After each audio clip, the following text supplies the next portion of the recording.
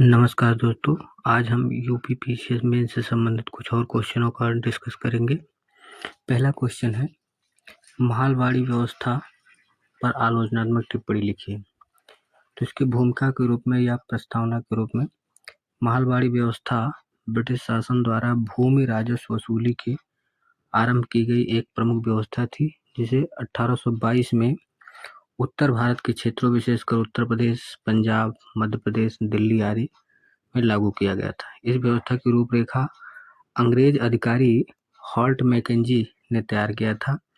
बाद में इसे लॉर्ड विलियम बेंटिक के शासनकाल में 1833 में व्यापक रूप से लागू किया गया। इसकी जो मुख्य विशेषताएं थी, पहली पॉइंट थी कि गांव को ही महल को राजस्व वसूली की इकाई माना गया था। ध्यान रखिएगा, गांव को, पूरे समूह को एक गांव को ही राजस्व वसूली। दूसरी थी, भूमि का स्वामित्व किसानों के बजाय गांव समुदाय या उनके प्रतिनिधियों के पास होता था। राजस्व निर्धारण भूमि की उपज एवं उत्पादकता के आधार पर तय किया जाता था।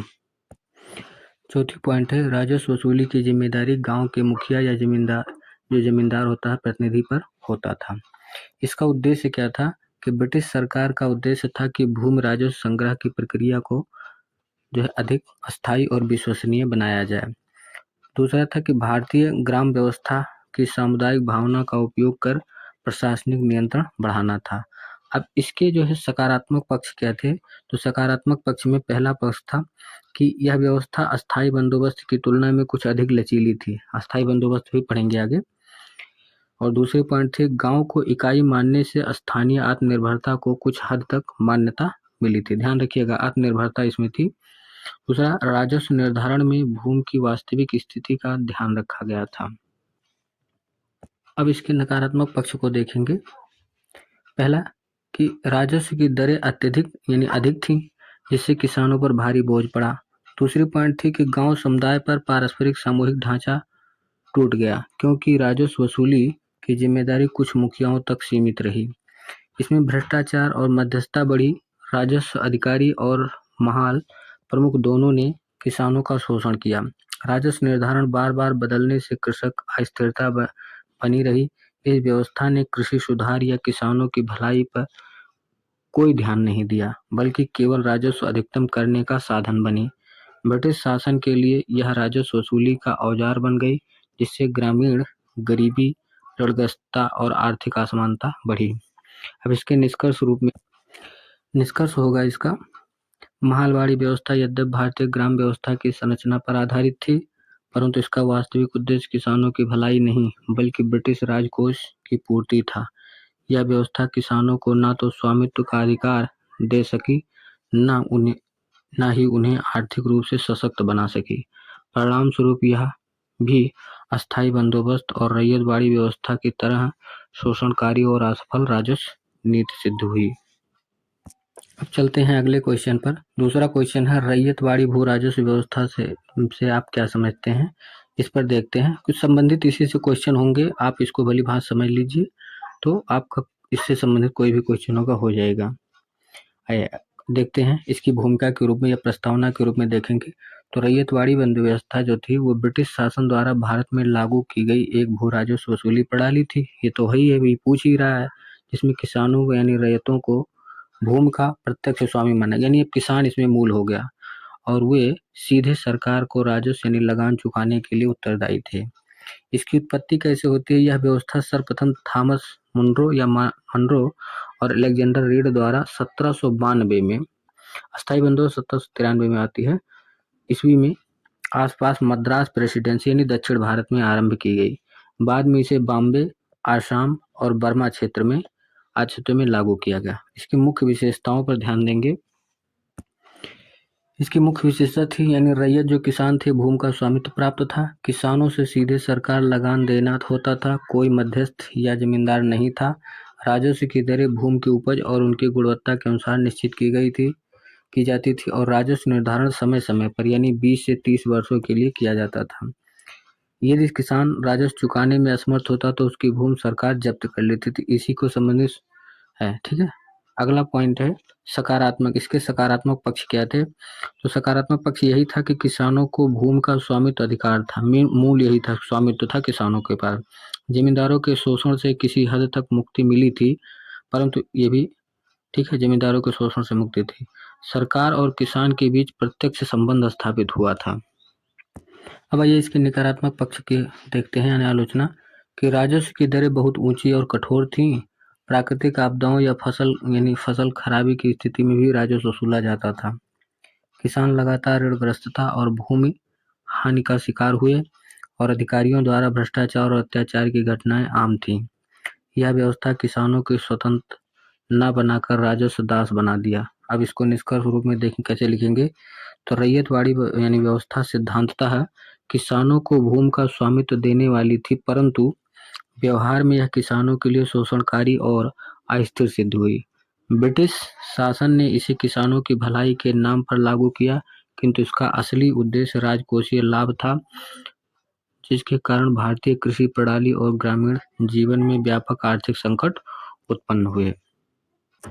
इसी से संबंधित तीसरा क्वेश्चन देखते हैं। कॉर्नवालिस के अस्थायी बंदोबस्त से आप क्या समझते हैं? अब यहाँ पर अस्थायी बंदोबस्त को ध्यान में रखा गया है।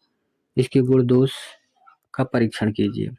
तो इसकी भूमिका में ब्रिटिश शासन के आरंभिक काल में भू राजस्व नीति सरकार की आय का प्रमुख साधन थी। इसी क्रम में लॉर्ड कॉर्नवालिस 1793 में अस्थायी बंदोबस्त यानी परमानेंट सेटलमेंट की घोषणा की।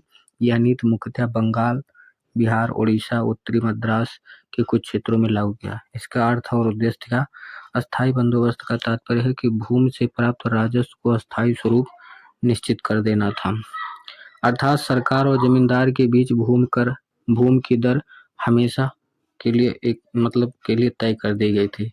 इसका मूल उद्देश्य था राजस्व व्यवस्था की स्थिरता लाना, एक वफादार जमींदार वर्ग तैयार करना और ब्रिटिश सरकार की आय को नियमित बनाना था। इसकी मुख्य विशेषताएं क्या थी?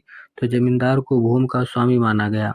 जमींदार को किसानों से कर वसूल कर एक निश्चित हिस्सा सरकार को देना होता था।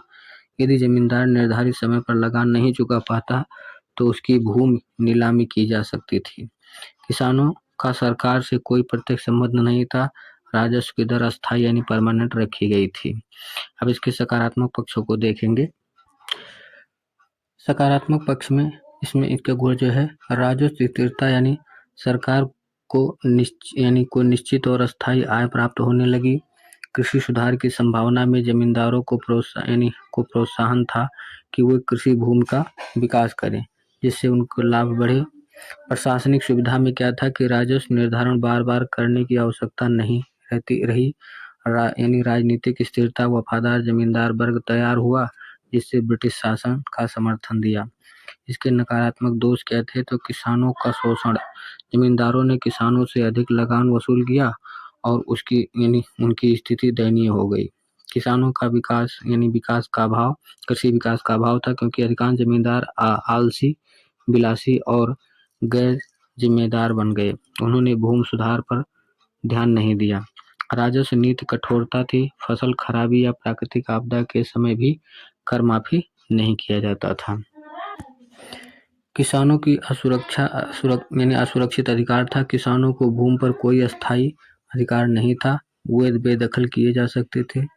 सरकारी राजस्व स्थिर, परंतु बढ़ोतरी नहीं। समय के साथ कृषि उत्पादन बढ़ा, पर सरकार की आय अस्थायी बंदोबस्त के कारण नहीं बढ़ी। निष्कर्ष में कॉर्नवालिस का अस्थायी बंदोबस्त प्रारंभ में स्थिर राजस्व व्यवस्था का प्रतीक था, परंतु व्यवहार में यह किसानों के शोषण और ग्रामीण गरीबी का कारण बना।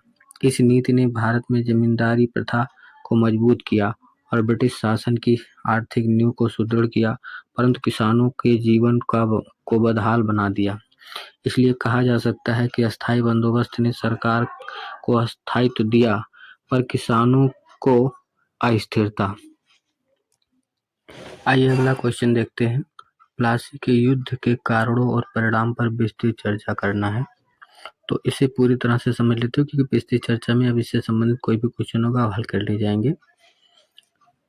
प्लासी का युद्ध भारतीय इतिहास का एक अत्यंत निर्णायक युद्ध था, जो 23 जून 1757 को बंगाल के नवाब सिराजुद्दौला और ईस्ट इंडिया कंपनी के बीच प्लासी यानी मुर्शिदाबाद के निकट लड़ा गया। इस युद्ध ने भारत में ब्रिटिश सत्ता की नींव रखी और भारतीय इतिहास की दिशा बदल दी। युद्ध का कारण क्या था? पहला है राजनीतिक कारण। सिराजुद्दौला हैं, शुजाउद्दौला जो है अवध के नवाब थे। तो सिराजुद्दौला बंगाल का नवाब बनने के बाद अंग्रेजों की बढ़ती शक्ति और हस्तक्षेप से असंतुष्ट था। अंग्रेजों ने नवाब की अनुमति के बिना किलेबंदी यानी फोर्टिफिकेशन आरंभ कर दी थी। विशेषकर कलकत्ता में फोर्ट विलियम को सुदृढ़ किया। नवाब ने इसे अपनी संप्रभुता के लिए चुनौती माना। आइए आर्थिक कारण देखते हैं। अंग्रेजों ने शाहजहां और औरंगजेब के समय से व्यापारिक छूटें यानी दस्तक मिली थी, जिनका वे दुरुपयोग करते थे। उन्होंने शुल्क मुक्त व्यापार की अनुमति का लाभ उठाकर बंगाल में के अस्थायी व्यापारियों की प्रतिस्पर्धा से बाहर कर दिया। इससे बंगाल के खजाने को भारी हानि पहुंची और नवाब असंतुष्ट हुए। अब इसमें व्यक्तिगत कारण क्या था कि सिराजुद्दौला का स्वभाव थोड़ा उग्र था, जिससे उसके दरबार में कई लोग असंतुष्ट थे, जिसमें मीर जाफर, जगत सेठ, राय दुर्लभ आदि ने अंग्रेजों से मिलकर उसके विरुद्ध षड्यंत्र रचा। रॉबर्ट क्लाइव ने इस असंतोष का लाभ उठाकर नवाब के सेनापति को रिश्वत देकर अपने पक्ष में कर लिया। चौथी पॉइंट है कलकत्ता में की घटना यानी ब्लैक होल ट्रेजेडी। 1756 ईस्वी में सिराजुद्दौला ने कलकत्ता पर अधिकार कर लिया और कुछ अंग्रेज सैनिकों को बंदी बना लिया। इसमें कई अंग्रेजों की मृत्यु हुई, जिसे ब्लैक होल ट्रेजेडी कहा जाता है। इस घटना ने अंग्रेजों को युद्ध का बहाना बनाया। प्लासी युद्ध 23 जून 1757 ईस्वी को स्थान था। प्लासी यानी नदिया जिला पश्चिम बंगाल में था। पश्चिम बंगाल पक्ष में क्या था कि सिराजुद्दौला की सेना लगभग 50,000 सैनिक थे। अंग्रेजों की सेना में लगभग सिर्फ 3,000 सैनिक, जो भारतीय सैनिकों सहित इसमें भारतीय सैनिक भी शामिल थे। मीर जाफर के विश्वासघातपूर्ण भूमिका के कारण सिराजुद्दौला की सेना ने युद्ध में भाग नहीं लिया। परिणाम स्वरूप अंग्रेजों को युद्ध जीत लिया और सिराजुद्दौला भाग गया। परिणाम ये हुआ कि राजनीतिक परिणाम कि मीर जाफर बंगाल का नवाब बनाया गया। इससे ईस्ट इंडिया कंपनी ने बंगाल की राजनीति पर पूर्ण नियंत्रण स्थापित किया। यह भारत में ब्रिटिश साम्राज्य की शुरुआत थी। आर्थिक परिणाम यह हुआ कि अंग्रेजों ने बंगाल की अपार संपत्ति प्राप्त हुई। व्यापारिक छूट और राजस्व नियंत्रण से कंपनी को अत्यधिक लाभ हुआ। बंगाल की अर्थव्यवस्था धीरे धीरे ब्रिटिश शोषण का केंद्र बन गई। सैन्य परिणाम ये हुआ कि ब्रिटिश सेना का मनोबल बढ़ा और भारतीय राज्यों में उसकी शक्ति का भय फैल गया। उन्होंने आगे चलकर बक्सर यानी 1764 में अन्य युद्धों में विजय प्राप्त की। ऐतिहासिक परिणाम ये हुआ कि यह युद्ध भारतीय स्वतंत्रता के अंत और ब्रिटिश साम्राज्य के आरंभ का प्रतीक माना जाता है। बंगाल के संसाधन ने अंग्रेजों को पूरे भारत पर नियंत्रण स्थापित करने की शक्ति दी। ध्यान रखिएगा। निष्कर्ष रूप में क्या लिखेंगे कि प्लासी का युद्ध केवल एक सैन्य संघर्ष नहीं था, बल्कि यह राजनीतिक विश्वासघात, आर्थिक स्वार्थ और विदेशी कूटनीति का परिणाम था। इसने भारत में ब्रिटिश शासन की नींव रखी और देश की स्वतंत्रता को धीरे धीरे समाप्त कर दिया। वास्तव में प्लासी की विजय ने ब्रिटिश साम्राज्य के द्वार भारत में खोल दिए। आइए अगला क्वेश्चन देखते हैं कि बक्सर के युद्ध ने प्लासी के युद्ध की प्रतिपूर्ति की। इस कथन की विवेचना करना है, तो इसमें दोनों शामिल करना है। तो ये देखते हैं भूमिका में कि भारत में ब्रिटिश सत्ता की स्थापना दो निर्णायक युद्धों प्लासी 1757 और बक्सर 1764 के मध्य यानी माध्यम से हुई। प्लासी के युद्ध ने जहां अंग्रेजों को बंगाल की राजनीति में हस्तक्षेप का अवसर दिया, वहीं बक्सर का युद्ध उनके शासन की वास्तविक नींव बना। इसलिए इतिहासकार कहते हैं कि बक्सर के युद्ध ने प्लासी के युद्ध की प्रतिपूर्ति की। पहला प्लासी के युद्ध जो अभी देखे हैं उससे स्वरूप। यह युद्ध षड्यंत्र और विश्वासघात का परिणाम था। मीर जाफर ने विश्वासघात करके सिराजुद्दौला को पराजय हुई। युद्ध के परिणाम स्वरूप अंग्रेजों ने बंगाल की राजनीति पर नियंत्रण पाया, परंतु कानूनी अधिकार अभी नहीं पाया था। कंपनी की शक्ति अधिकतर जो है पर्दे के पीछे की शक्ति थी, यानी डी फैक्टो तक सीमित थी। अब बक्सर के युद्ध को देखते हैं। बक्सर के युद्ध 1764 की पृष्ठभूमि थी कि प्लासी के बाद बंगाल में अंग्रेजों और नवाबों के बीच तनाव बढ़ा।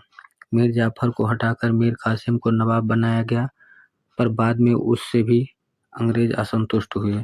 परिणाम स्वरूप मीर कासिम अवध के नवाब, देखिए यहाँ शुजाउद्दौला अवध के नवाब आ गए, और बंगाल यानी मुगल सम्राट शाह आलम द्वितीय ने मिलकर अंग्रेजों के विरुद्ध मोर्चा बनाया।